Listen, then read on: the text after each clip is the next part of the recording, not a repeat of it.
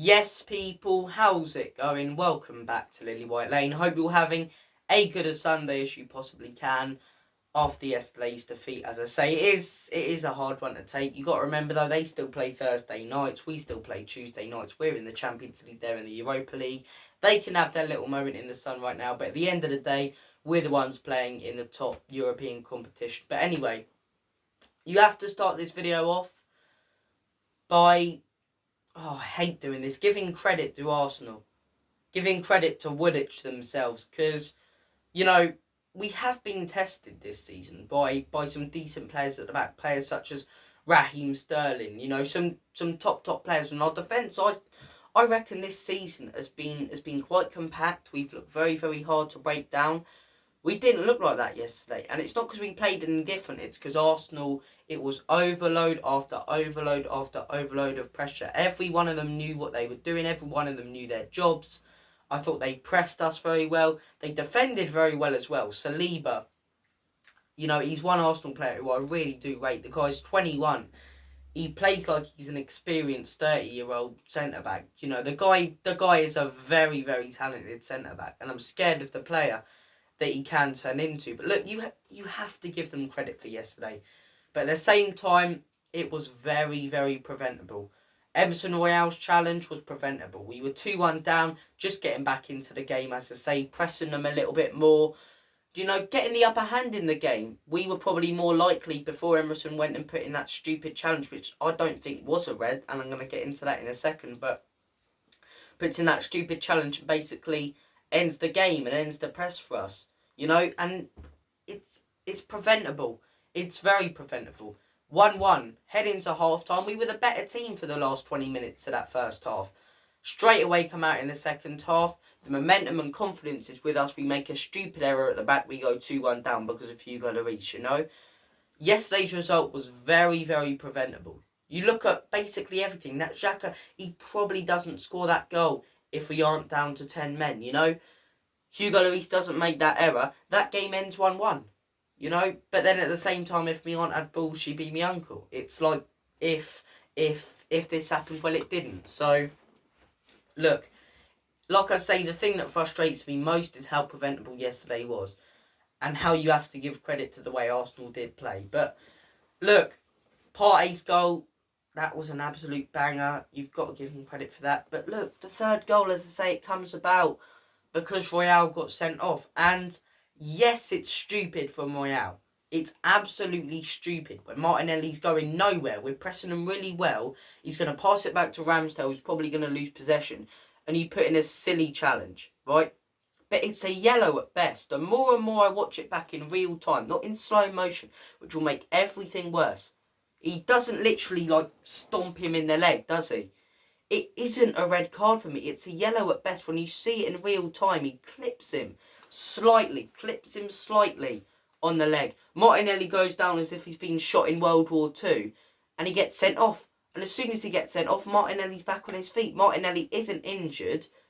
It's not a deliberate foul. He doesn't kick out of him like Robertson did last year, for example, at Royale in that 2-2 draw. He doesn't kick out at Martinelli. He clips him. It's a yellow at best. Anthony Taylor, once again, with an attempt to get himself in the papers, and I know Chelsea fans will be absolutely mocking this, and we probably do deserve it after the amount of times Anthony Taylor has helped us out against them, but it's not a red. It really isn't. You watch it in real time, not in slow motion. It's not a red. He slightly clips him. It's a stupid challenge. It's a yellow at best. Martinelli's not injured. It's not a serious injury. There's no protest from the Arsenal players. I don't know if you saw that. No protests from the Arsenal players. There was a sense of shock when Anthony Taylor held up the red card to Royale from the Arsenal players and the Emirates. Because really? Red card? We'll take it, And it was ridiculous. And I understand that Arsenal fans will go, yeah, we were 2-1 up. And yeah, you were 2-1 up. And probably playing slightly better than us in that second half. But at the end of the day, you're only 2-1 up. We're well in this game. We're getting back into the game, if anything. It's an intense, heated North London derby. It's a tight game, as I say. 1 goal separating the sides. And Anthony Taylor sent off Royale, unrightly so. We go 3-1 down and that's the game over. All because of that sending off and that stupid moment of madness, which cost us a chance of getting back into that game and getting something at the Emirates. And it's really bloody frustrating. Like I say, Lloris, that's preventable. It really is. Is it time now to be looking for a new goalkeeper? You've got to question that. You know, errors are creeping into his game more and more over the last couple of seasons, you know.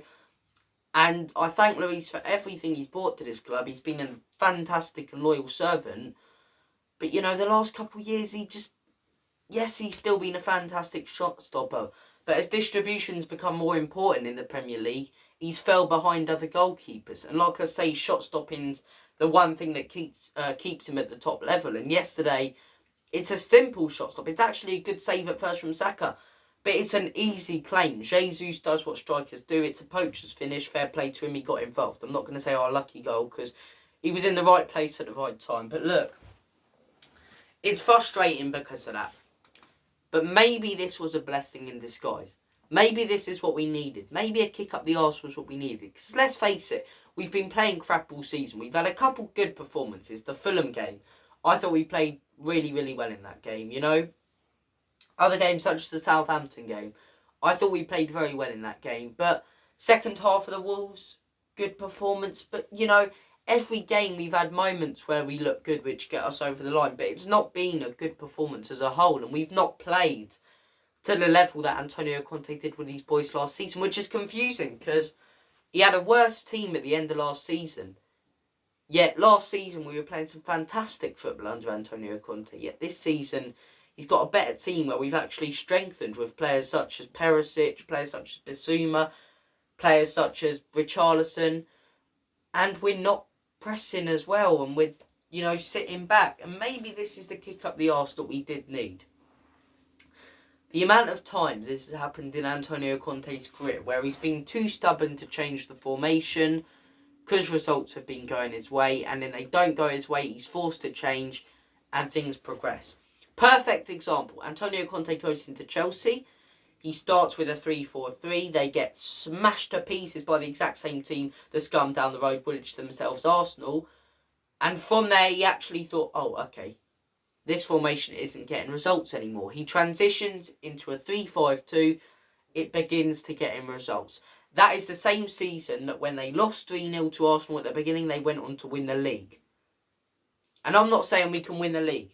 But I'm saying hopefully this not only gives the players a kick up the arse, but gives Conte a little bit of a kick up the arse. Now, I think it's absolutely stupid and reactionary to go Conte out. I think if you're going Conte out, you should unsubscribe to this channel because you're just being stupid.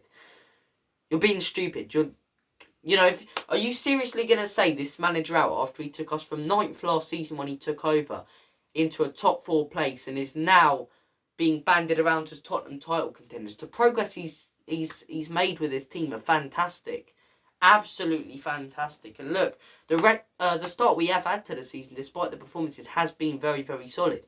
So to lose our first game of the season in the Prem, and for people to be questioning Antonio Conte, it does baffle me. But it also baffles me how a world-class manager of his calibre can not notice what fans can. And I think there's a part of him that thought, well, we're playing this formation, we're still getting results, let's stick with it. Now we haven't got a result. Now we've been pummeled. Now we've been, not smashed, but now we've been beaten quite comfortably by an Arsenal team, which is horrible in the derby yesterday. Maybe Conte will start to question, should I go with that 3-5-2 that got us over the line against Leicester? Should I bring Bissouma in to shore up that midfield? And I said before this game, you play a 3-4-3, we will get cut open in midfield. Arsenal would create chance after chance after chance, hence the fact they had 21 shots on target yesterday. Playing a 3-5-2 allows you to dominate and control a game a bit more. And I think that's what we need to do now. Yes, we might have to drop one of our attacking players. And another reason yesterday, Kulusevski wasn't playing, but we might have to drop one of our attacking players. But if that means getting results and dominating a game, playing better football than we are, I will take it. I really will take it, because I think this Antonio Conte Spurs team, it gets a lot of criticism. People going, this Spurs team meant it. It's like, hang on. He took us from 9th last season when we would be. The last few years we've been finishing Europa League places, taking us immediately back into the Champions League with 30 games that he only got involved in last season. And you're going to question him already. But look, Look at what happened at Chelsea. Transitions into that midfield five, starts to question his own decisions, completely changes their season.